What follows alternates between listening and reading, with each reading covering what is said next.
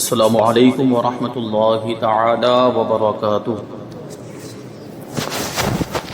نحمده ونصلي ونسلم على رسوله الكريم اما بعد فاعوذ بالله من الشیطان الرجیم بسم اللہ الرحمن الرحیم ان اللہ وملائکته يصلون على النبی یا ایها الذین آمنوا صلوا علیہ وسلموا تسلیما اللهم صل على سيدنا ومولانا محمد معدن الجود والكرم وآله الكرام وابنه الكريم وبارك وسلم صلاة وسلاما عليك يا رسول الله صلی اللہ تعالی علیہ وسلم۔ سورہ بقرہ آیت نمبر 157 کی تفسیر ہے۔ اللہ تبارک و تعالی ارشاد فرماتا ہے اولئک علیہم صلوات من ربہم ورحمہ واولئک هم المہتدون، یہ وہ لوگ ہیں جن پر ان کے رب کی طرف سے درود ہیں اور رحمت، اور یہی لوگ ہدایت یافتہ ہیں۔ یعنی یہ صبر والوں کا ذکر ہے، کیونکہ صبر والوں کی خوبیاں اور صبر والوں کی آزمائش اور امتحان اس کے تعلق سے اس سے پہلے والی آیتوں میں بیان گزرا۔ اب ان کی جزا کیا ہے اور ان کے لیے اللہ تبارک و تعالیٰ کا انعام کیا ہے، صبر کرنے کا انعام۔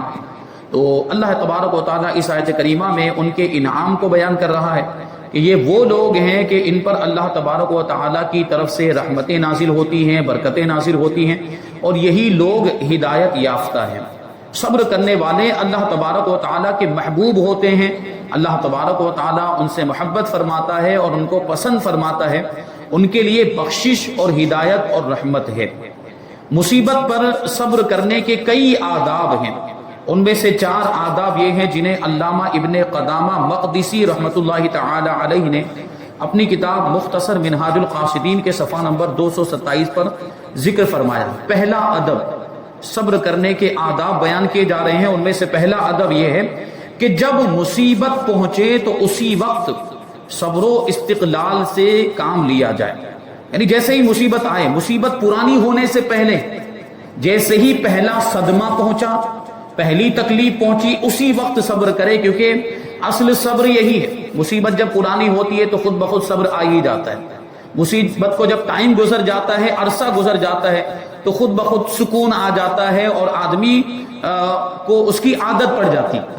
لیکن جو اصل صبر ہے وہ کیا ہے؟ جیسے ہی مصیبت پہنچے، جیسے ہی مصیبت آئے، تکلیف پہنچے، اس وقت آدمی کے قدم ڈگمگانے نہیں چاہیے، اور اس وقت صبر کا دامن ہاتھ سے چھوٹنا نہیں چاہیے۔ جیسا کہ حضرت انس ابن مالک رضی اللہ تعالی عنہ سے روایت ہے کہ حضور اقدس صلی اللہ علیہ وسلم نے ارشاد فرمایا صبر صدمے کی ابتدا میں ہوتا ہے، جب صدمہ پہنچے اس کی شروعات میں صبر ہوتا ہے۔ دوسرا ادب، مصیبت کے وقت انا للہ و انا الیہ راجعون پڑھا جائے، اس کی کیا فضیلت ہے وہ اس سے پہلے والے درس میں بیان کی گئی۔ جیسا کہ حضرت ام سلمہ رضی اللہ تعالی عنہا کا عمل اوپر گزرا، آپ نے سماعت کیا کہ حضرت ام سلمہ رضی اللہ تعالی عنہا کے شوہر کا انتقال ہو گیا تھا، یعنی حضرت ابو سلمہ کا انتقال ہو گیا تھا، تو انہوں نے انا للہ و انا الیہ راجعون پڑھا، اور حضور پاک صلی اللہ علیہ وسلم کی بتائی ہوئی، تعلیم فرمائی ہوئی ایک دعا کو انہوں نے پڑھا، تو اللہ تبارک و تعالی نے پھر اس کے بدلے میں ان کو کیا عطا فرمایا؟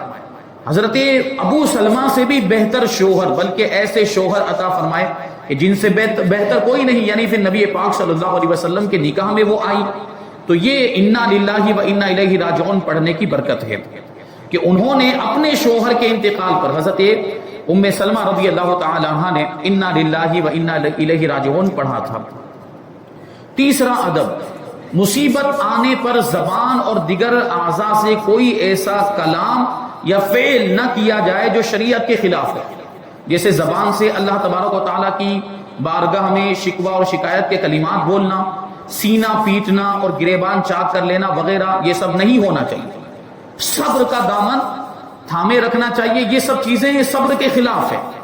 زبان سے شکوہ شکایت کے الفاظ، ناشکری کے الفاظ، اور اسی طرح سے سینہ پھوٹنے لگ جانا، ماتم کرنے لگ جانا، نوحہ کرنے لگ جانا، یہ سب بے صبری کی علامتیں ہیں۔ نمبر 4، صبر کی سب سے بہترین صورت یہ ہے کہ مصیبت زدہ پر مصیبت کے آثار ظاہر نہ ہو، یعنی لوگوں کو پتہ ہی نہ چلے کہ اس پر کوئی مصیبت آئی ہے۔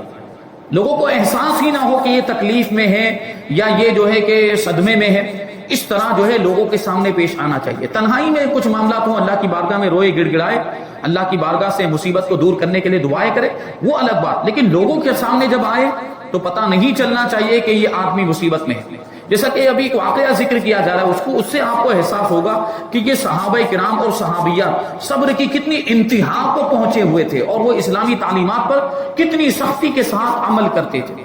صحیح مسلم کے اندر یہ روایت ہے کہ حضرت انس ابن مالک رضی اللہ تعالی عنہ فرماتے ہیں حضرت ام سلیم رضی اللہ تعالی عنہا کے بطن سے حضرت ابو طلحہ رضی اللہ تعالی عنہ کا ایک لڑکا فوت ہو گیا، لڑکے کا انتقال ہو گیا. اب بیٹے کا انتقال ہو جانا یہ کتنی تکلیف کی بات ہوتی ہے اور کتنا بڑا صدمہ ہوتا ہے کسی کی زندگی میں اس کا لڑکا انتقال کر جائے، بیٹا فوت ہو جائے. لیکن اس کے باوجود آپ کو حضرت بی بی ام سلیم رضی اللہ تعالی عنہا کے عمل کو ملاحظہ کرنا ہے. کیا ہوا؟ حضرت ام سلیم رضی اللہ تعالی عنہ نے اپنے گھر والوں سے کہا حضرت ابو طلحہ رضی اللہ تعالی عنہ کو ان کے بیٹے کے انتقال کی خبر اس وقت تک نہ دینا جب تک کہ میں خود انہیں نہ بتا دوں. یعنی سب کو منع کر دیا، کوئی ان کو نہیں بتائے گا کہ ان کے بیٹے کا انتقال ہو گیا. جب حضرت ابو طلحہ رضی اللہ تعالی عنہ گھر تشریف لائے تو حضرت بی بی ام سلیم رضی اللہ تعالی عنہا نے انہیں شام کا کھانا پیش کیا. دیکھیں یہ بھی غور کرنے کی بات ہے کہ شوہر گھر آیا، ظاہر سی بات ہے پورا دن کام کیا ہوگا، محنت کی ہوگی، یعنی روزگار کے لیے تگ و دو کی ہوگی، وہ تھکا ہوا ہے. ابھی آتے کے ساتھ ہی ان کو یہ خبر سنا دی جاتی، یعنی بیٹے کے انتقال کی خبر دے دی جاتی، تو پھر ان کی کیا کیفیت؟ ایک تو پہلے ہی صحیح تھکن، کاروبار کر کے آئے اور محنت و مشقت کا کام کر کے آئے، اوپر سے یہ دکھ والی خبر، تو تکلیف دوبالا ہو جاتی. اس لیے دیکھیے حضرت بی بی ام سلیم رضی اللہ تعالی عنہا کا جو عمل ہے وہ آج کل کی خواتین کے لیے بھی یہ سبق آموز ہے. اس سے ان کو سبق سیکھنا چاہیے، عبرت حاصل کرنی چاہیے. یہ آئیڈیل کی حیثیت رکھتا ہے، یہ ایک نمونہ ہے، نمونہ عمل ہے. حضرت بی بی ام سلیم رضی اللہ تعالی عنہا، دیکھیے آج کل جو معاملات ہوتے ہیں ہمارے سامنے کہ شوہر وہ کام سے آیا تو بیوی شکوہ شکایت کرنے لگ جاتی ہے، آج یہ نہیں ہے، وہ نہیں ہے، آٹا نہیں ہے، چاول نہیں ہے وغیرہ، یہ سب شکایتیں. اور دوسرے معاملات، آپ پیسے نہیں دیتے وغیرہ، لباس نہیں دلاتے، کپڑا نہیں، یہ سب چیزیں نہیں ہونی چاہیے. پہلے بیٹھے سکون کی سانس تو لے، وہ محنت کر کے آیا، اس کو تھوڑا آپ آرام تو کرنے دیں، پھر آپ بات چیت کریں، دوسرا انداز اپنائیں، محبت والے انداز میں آپ اپنی بات بیچ میں بیان کر دیں جس سے اس کو کوئی تکلیف بھی نہ ہو. اس کے موڈ کو معلوم کریں کہ اس کا موڈ اس وقت کیسا، اچھا ہے کہ نہیں ہے، اس کے اعتبار سے گفتگو کی جائے. یہ حضرت بی بی ام سلیم رضی اللہ تعالی عنہا جب شام کو آپ کے شوہر حضرت ابو طلحہ رضی اللہ تعالی عنہ گھر آئے تو ان کے سامنے معمول کے مطابق شام کا کھانا انہوں نے پیش کیا اور انہوں نے کھانا بھی کھایا، پانی بھی پیا. پھر حضرت ام سلیم رضی اللہ تعالی عنہا نے پہلے کی بنسبت زیادہ اچھا بناؤ سنگھار کیا. سوچنے جیسی بات ہے، کیسے دل پہ پتھر رکھا ہوگا حضرت بی بی ام سلیم نے. بیٹے کا انتقال ہو چکا ہے، بیٹے کی لاش وہ دوسرے کمرے میں رکھی ہوئی ہے اندر گھر میں ہی، اور اس کے باوجود بناؤ سنگھار کر رہی ہیں، سج رہی ہیں، صبر رہی ہیں. کیونکہ اصل جو سجنا صبرنا ہے، جو بناؤ سنگھار عورت کا، جو شوہر والی عورت جو شادی شدہ، اس کا جو بناؤ سنگھار ہے وہ شوہر کے لیے ہے، وہ کسی اور کے لیے نہیں ہے. تو اس پر دیکھیے انہوں نے عمل کیا اور بناؤ سنگھار کیا. حضرت ابو طلحہ رضی اللہ تعالی عنہ نے ان کے ساتھ ازدواجی عمل بھی کیا. ازدواجی عمل سمجھے آپ، میاں بیوی کے درمیان جو تعلق ہوتا ہے. دیکھیں بیٹے کا انتقال، لیکن اس کے باوجود یہ سب. جب حضرت ام سلیم رضی اللہ تعالی عنہا نے دیکھا کہ وہ سیر ہو گئے، سکون پا گئے اور اپنی فطری خواہش بھی پوری کر لی ہے، تو پھر انہوں نے کہا، اور کہا بھی تو کس انداز میں کہا وہ بھی غور کرنا ہے. ان کے جملے کیا ہیں، ان کے الفاظ کیا ہیں، اس پر بھی غور کرنا ہے. ایسے ڈائریکٹ نہیں کہہ دیا کہ آپ کے بیٹے کا انتقال ہو گیا ہے، تو بھی تو تکلیف والی بات ہو جاتی ہے. اس کو اس انداز میں بنا کر پیش کیا کہ وہ بھی ان کے لیے سکون کی بات ہو جائے. کیا کہتی ہیں؟ اے ابو طلحہ رضی اللہ تعالیٰ عنہ، یہ بتائیں کہ اگر کچھ لوگ کسی کو عاریت کے طور پر کوئی چیز دیں، یعنی استعمال کرنے کے لیے، فائدہ اٹھانے کے لیے کوئی چیز دیں، پھر وہ اپنی چیز واپس لے لیں تو کیا وہ ان کو منع کر سکتے ہیں؟ یعنی جو مالک ہے، مالک نے کوئی چیز استعمال کرنے کے لیے کسی دوسرے کو دی تو مالک جب چاہے اس چیز کو واپس لے سکتا ہے کہ نہیں لے سکتا ہے؟ تو جس کو استعمال کرنے کے لیے دی گئے وہ منع کر سکتے. نہیں منع کر سکتے بھائی، مالک مانگ رہا ہے تو پھر دینا پڑے گا. آپ کو پوائنٹ سمجھ میں آیا، نقطہ سمجھ میں آیا؟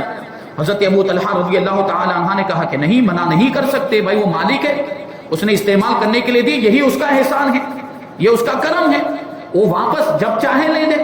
تو حضرت ام سلیم رضی اللہ تعالی عنہ نے کہا تو پھر آپ اپنے بیٹے کے متعلق یہی گمان کر لیں کہ وہ ہمارے پاس اللہ تبارک و تعالیٰ کی امانت تھا جو اس نے واپس لے لی. اللہ تبارک و تعالیٰ نے اپنی امانت کو واپس لے لیا ہے، یعنی اس کا انتقال ہو چکا ہے. تو یہ طریقہ دیکھیں، مصیبت اتنی بڑی مصیبت، لیکن اس کے باوجود حضرت بی بی ام سلیم رضی اللہ تعالی عنہا نے اس مصیبت کو ظاہر نہیں ہونے دیا. تکلیف ہوگی، صدمہ ہوگا، رنج ہوگا، دل میں غم کی کیفیت تھی، لیکن اس کو ظاہر نہیں کیا اور اس کو چھپا کر رکھا. یہ صحابہ اور صحابیات رضی اللہ عنہم کا طریقہ ہے. اور حضرت مطرف رضی اللہ تعالی عنہ کا بیٹا فوت ہو گیا، لوگوں نے انہیں بڑا خوش و خرم دیکھا، بیٹے کا انتقال ہو گیا، اس کے باوجود خوش نظر آ رہے تھے. تو لوگوں نے پوچھا کہ کیا بات ہے، آپ غم زدہ ہونے کے بجائے خوش نظر آ رہے ہیں، بیٹے کے انتقال پر تو غمگین ہونا چاہیے. فرمایا جب مجھے اس صدمے پر صبر کی وجہ سے اللہ تبارک و تعالیٰ کی طرف سے درود و رحمت اور ہدایت کی بشارت ہے تو میں خوش ہوں یا غمگین ہوں. صبر کرنے والوں کے لیے جو بشارت ابھی جو اس آیت کریمہ میں آپ نے سماعت کی، یہ صبر کرنے والوں پر اللہ تبارک و تعالیٰ کی جانب سے درود نازل ہوتے ہیں، اللہ تبارک و تعالیٰ کی رحمتیں نازل ہوتی ہیں اور وہی ہدایت یافتہ ہیں. تو جن کو یہ بشارت دی گئی ہو وہ خوشیاں منائے گا یا غمگین ہوگا؟ اسی وجہ سے حضرت مطرف رضی اللہ تعالیٰ عنہ خوش نظر آ رہے تھے. اور حضرت امام محمد غزالی رحمۃ اللہ تعالی علیہ احیاء العلوم میں فرماتے ہیں کہ حضرت فتح موصلی رحمۃ اللہ تعالی علیہ کی زوجہ پھسل گئی تو ان کا ناخن ٹوٹ گیا. زوجہ یعنی بیوی، ان کی بیوی پھسل گئی تو ان کا ناخن ٹوٹ گیا. اس پر وہ ہنس پڑی. ناخن ٹوٹے تو کیسی تکلیف ہوتی ہے، اس کے باوجود وہ ہنسنے لگ گئی. تو ان سے پوچھا گیا کہ کیا آپ کو درد نہیں ہو رہا ناخن ٹوٹنے کی وجہ سے؟ تو انہوں نے کہا کہ اس ثواب کی لذت نے میرے دل سے درد کی تلخی کو زائل کر دیا. اس پر جو صبر پر جو مجھے ثواب ملنے والا ہے، اس ثواب کے بارے میں میں سوچ رہی ہوں تو مجھے ایسی لذت حاصل ہو رہی ہے، ایسا لطف حاصل ہو رہا ہے کہ اس تکلیف کا احساس ہی نہیں ہو رہا ہے. یہ اللہ والے، یہ ان کی زندگی کے واقعات، یہ صبر کا یہ انتہائی مطلب صبر کی انتہا پر وہ پہنچے ہوئے تھے، وہ صبر پر اس انداز میں وہ عمل کرتے تھے. آگے والی آیت کریمہ آیت نمبر 158 اللہ تبارک و تعالی فرماتا ہے ان الصفا والمروة من شعائر الله فمن حج البيت او اعتمر فلا جناح عليه ان يطوف بهما ومن تطوع خيرا فان الله شاكر عليم. بے شک صفا اور مروہ اللہ کی نشانیوں میں سے ہیں، تو جو اس گھر کا حج کرے یا عمرہ کرے اس پر کچھ گناہ نہیں کہ وہ ان دونوں کے چکر لگائے، یعنی صفا اور مروہ کے درمیان چکر لگائے، جس کو سعی کرنا کہا جاتا ہے. جو لوگ عمرہ کرنے گئے ہیں یا جو حج کرنے گئے ہیں وہ جانتے ہیں کہ سعی کا مطلب کیا ہوتا ہے. صفا اور مروہ کے درمیان صفا سے شروع کر کے ایک مرتبہ صفا سے لے کر مروہ گئے، پھر مروہ سے لے کر صفا آئے، پھر صفا سے مروہ، اس طرح 7 چکر لگائے جائیں، اس کو سعی کرنا کہا جاتا ہے. یہ اسی کے بارے میں اس آیت کریمہ میں بیان کیا جا رہا ہے کہ یہ جو طریقہ ہے یہ کس کا طریقہ ہے، اس آیت کریمہ کا پس منظر کیا ہے، بیک گراؤنڈ کیا ہے، شان نزول کیا ہے. صفا و مروہ کو اللہ تبارک و تعالیٰ نے اپنی نشانیوں میں سے کیوں شمار کیا؟ یہ اللہ کی نشانیوں میں سے کیوں، کس کی نسبت کی وجہ سے؟ بھائی دوسرے بھی پہاڑ ہیں، دوسرے پہاڑوں کا تو ذکر نہیں آیا، دنیا میں بہت سارے پہاڑ ہیں، لیکن انہی 2 پہاڑوں کا ذکر قرآن مجید میں کیا گیا اور ان کو اللہ تبارک و تعالیٰ نے شعائر اسلام میں یعنی اسلام کی نشانیوں میں سے شمار کیا. اس کو ہمیں سننا ہے اور اس پر غور کرنا ہے. تو اللہ تعالیٰ فرماتا ہے کہ اس پر کچھ گناہ نہیں کہ ان دونوں کے چکر لگائے، اور جو کوئی اپنی طرف سے بھلائی کرے یعنی نیکی زیادہ کرے، نفلی عبادت کرے، تو بے شک اللہ تبارک و تعالیٰ نیکی کا بدلہ دینے والا اور خبردار ہے. یعنی ہمارے اعمال سے خبردار، ہم جو بھی عمل کر رہے ہیں، فرائض ہے، واجبات ہیں، سنتیں ہیں، نوافل، سب اللہ تبارک و تعالیٰ کو پتہ ہے، اس سے تو کوئی چیز پوشیدہ نہیں ہے، اور وہی نیکی کا بہترین بدلہ دینے والا ہے. اور ہمیں دنیا والوں سے نیکیوں کا بدلہ لینے کا کوئی مطلب بھی نہیں ہے. ہم دنیا والوں سے کیوں مانگے بھائی؟ ہم تو اللہ تبارک و تعالیٰ کے لیے عبادت کر رہے ہیں، اللہ تبارک و تعالیٰ کے لیے نیکیاں کر رہے ہیں، تو ہمیں اسی سے بدلے اور ثواب کی امید بھی رکھنی چاہیے. کسی اور کو دکھانے کے لیے ریاکاری کے طور پر میں نمازی بن جاؤں گا تو مجھے اتنا انعام ملے گا، میں روزے رکھوں گا تو مجھے یہ لوگ جو ہے روزے دار کہنے لگیں گے، نیک کہنے لگیں گے، یہ سب ثواب کو ضائع کرنے والی چیزیں ہیں۔ دیکھیں صبر اور صابرین کے اجمالی بیان کے بعد اب صبر کا ایک مشہور اور عظیم واقعہ بیان کیا جا رہا ہے۔ اس کی تفصیل کچھ یوں ہے کہ صفا اور مروہ مکہ مکرمہ کے دو پہاڑ ہیں جو کعبہ معظمہ کے بالمقابل مشرقی جانب میں واقع ہیں۔ مشرقی یعنی ایسٹرن جانب میں، ایسٹرن ڈائریکشن میں یہ دو پہاڑ موجود ہیں۔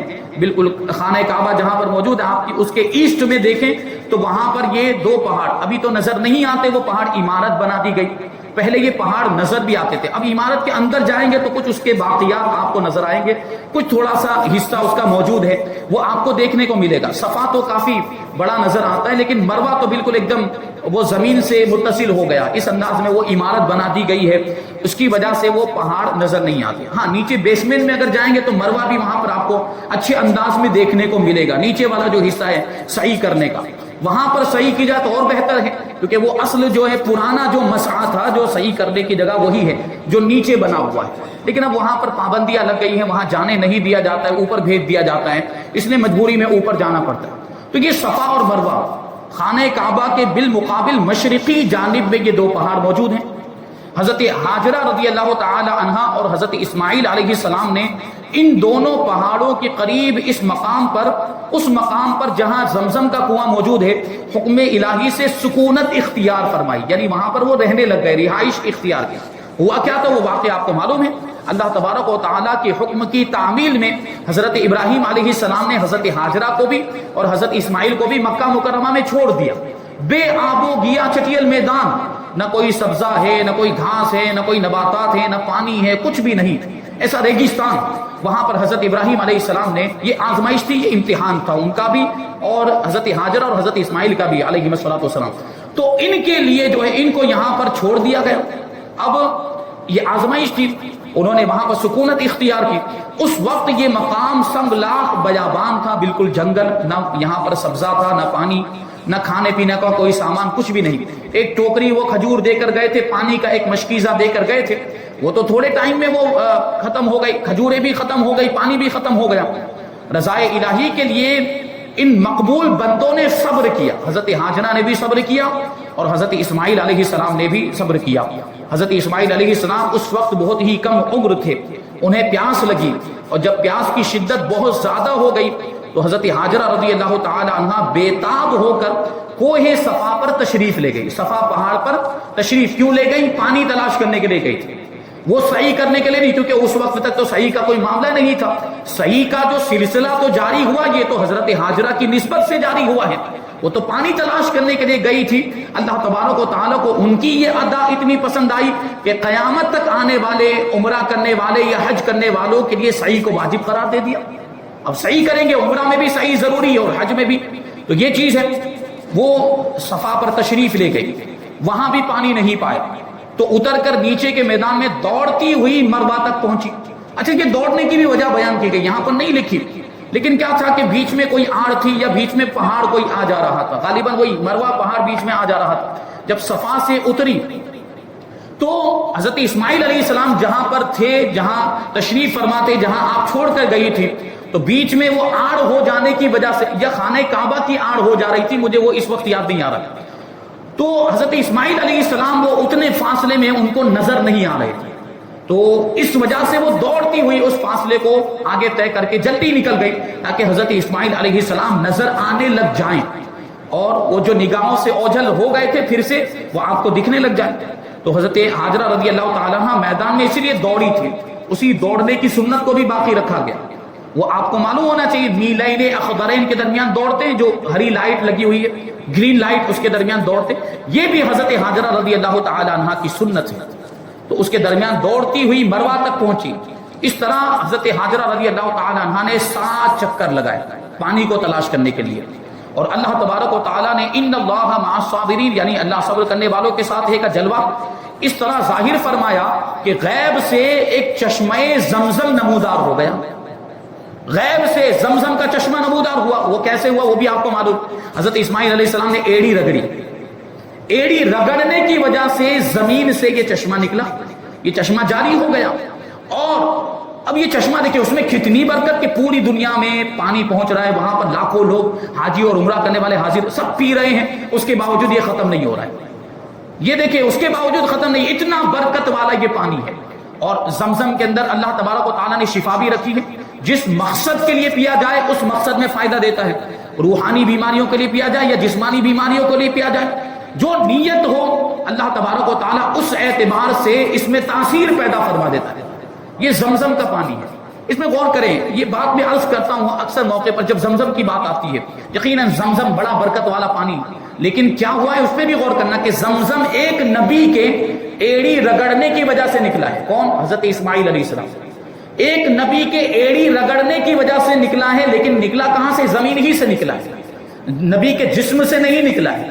غور کرنے جیسی بات ہے، نبی کے جسم سے نہیں نکلا، ایڑی نسبت ہو گئی، ایڑی کی نسبت کی وجہ سے وہ پانی اتنا برکت والا ہو گیا، وہ پانی شفا والا ہو گیا۔ تو سوچیں کہ وہ پانی جو نبی پاک صلی اللہ علیہ وسلم کے دست مبارک آپ کی انگلیوں کے درمیان سے صلح حدیبیہ کے موقع پر نکلا تھا، وہ پانی کتنا برکت والا ہوگا۔ یہ تو زمین سے نکل رہا ہے، اور وہ پانی تو نبی پاک صلی اللہ علیہ وسلم کے جسم مبارک سے نکلا تھا، وہ پانی کتنا برکت والا ہوگا۔ اسی وجہ سے امام نے لکھا، اور بہت سے دوسرے علماء نے بھی لکھا ہے فتح رضویہ شریف کے اندر، کہ دنیا کا سب سے بہترین پانی، دنیا کا سب سے زیادہ فضیلت رکھنے والا پانی، سب سے افضل پانی وہی ہے جو نبی پاک صلی اللہ علیہ وسلم کی انگلیوں کے درمیان سے نکلا، اس سے بہتر کوئی پانی نہیں، وہ آب زمزم سے بھی بہتر ہے۔ وہ اگرچہ اس کا سلسلہ اسی وقت تک کے لیے تھا، اب صحابہ کرام کے مقدر پر آپ یہ تعجب کریں کہ صحابہ کرام کا نصیب کہ ان کو وہ پانی پینا نصیب ہوا جو دنیا کا سب سے بہترین پانی تھا۔ یہ صحابہ کرام کی شان ہے، اور یہ صحابہ کرام کا مقام و مرتبہ، ان کو ایسے مواقع ملتے تھے، حضور پاک صلی اللہ علیہ وسلم کے ساتھ رہتے تھے سفر میں، حضر میں، تو ایسی چیزیں ان کو نصیب ہوتی تھی، تو یہ پانی پینا ان کو نصیب ہوا۔ کون سا؟ جو حضور پاک صلی اللہ علیہ وسلم کی انگلیوں کے درمیان سے نکلا تھا، جو اعلیٰ حضرت رضی اللہ تعالیٰ نے جو شعر کہا، انگلیاں ہیں فیض پر ٹوٹے ہیں پیاسے جھوم کر، انگلیاں ہیں فیض پر ٹوٹے ہیں پیاسے جھوم کر، ندیاں پنجاب رحمت کی ہیں جاری واہ واہ۔ اب یہ پنجاب، یہ والا پنجاب نہیں ہے، پنجاب سے مراد 5 انگلیاں، پنجاب کا معنی ہوتا ہے 5 پانی۔ یہ پنجاب کو بھی پنجاب اسی لیے کہا جاتا ہے کہ 5 ندیاں آ کر وہاں ملتی ہیں، اس وجہ سے اس کو پنجاب کہا جاتا ہے، 5 پانی اور 5 ندیوں کی نسبت سے۔ اور حضور پاک صلی اللہ علیہ وسلم کی 5 انگلیوں کی نسبت سے امام نے کہا ندیاں پنجاب رحمت، یہ رحمت کے 5 پانی ہیں، یہ رحمت کے 5 پانیوں کی جو ندیاں جاری ہیں، اس پر واہ واہ کہا امام نے۔ تو یقیناً یہ واہ واہ کہنے والی بات ہے۔ تو یہ دیکھیں، یہ زمزم، اچھا اس کے بارے میں یہ بھی بیان کیا جاتا ہے کہ جب زمزم کا یہ پانی اور چشمہ جاری ہو گیا تو حضرت حاجرہ رضی اللہ تعالی عنہا تشریف لائیں، تو دیکھا پانی بہ رہا ہے، پانی بہتا چلا جا رہا ہو، پھیلتا جا رہا ہے، تو آپ نے بند باندھنا شروع کر دیا، وہ پال بنانی شروع کر دی، منڈیر بنانے لگ گئی۔ اس کے بارے میں حضور پاک صلی اللہ علیہ وسلم نے ارشاد فرمایا کہ اگر حضرت بی بی حاجرہ رضی اللہ تعالی عنہا نے وہ پال نہ باندھی ہوتی، وہ بند نہ باندھا ہوتا، تو زمزم کا پانی پوری دنیا میں پہنچ جاتا، یعنی رکتا نہیں، وہ اور پھیلتا چلا جاتا۔ تو یہ بات ہوئی، حضرت حاجرہ رضی اللہ تعالی عنہا اور حضرت اسماعیل علیہ السلام کے لیے یہ چشمہ نمودار ہوا، اور ان کے صبر و اخلاص کی برکت سے ان کے اتباع میں ان دونوں پہاڑوں کے درمیان دوڑنے والوں کو مقبول بارگاہ قرار دیا، اور ان دونوں پہاڑوں کو قبولیت دعا کا مقام بنا دیا کہ اب وہاں کوئی دعا کرے تو اس کی دعا قبول ہو جائے۔ اس واقعے کا ذکر سورہ ابراہیم آیت نمبر 13 میں بھی مذکور ہے۔ یہاں پر اس آیت کریمہ کی کچھ تفسیر بیان ہوئی، ابھی اور کچھ باتیں باقی ہیں اس آیت کریمہ کے تحت، اور پھر آنے والی آیت کریمہ یعنی آیت نمبر 159 اور 160 کی تفسیر ہم انشاءاللہ تبارک و تعالی آئندہ درس میں شامل کریں گے۔ اللہ تبارک و تعالی کی بارگاہ میں دعا ہے کہ جو کچھ بھی بیان ہوا اس پر ہم سب کو عمل کرنے کی توفیق عطا فرمائے، اور نور قرآن سے ہم سب کے دلوں کو روشن اور منور فرمائے۔ وما علینا الا البلاغ۔ السلام علیکم۔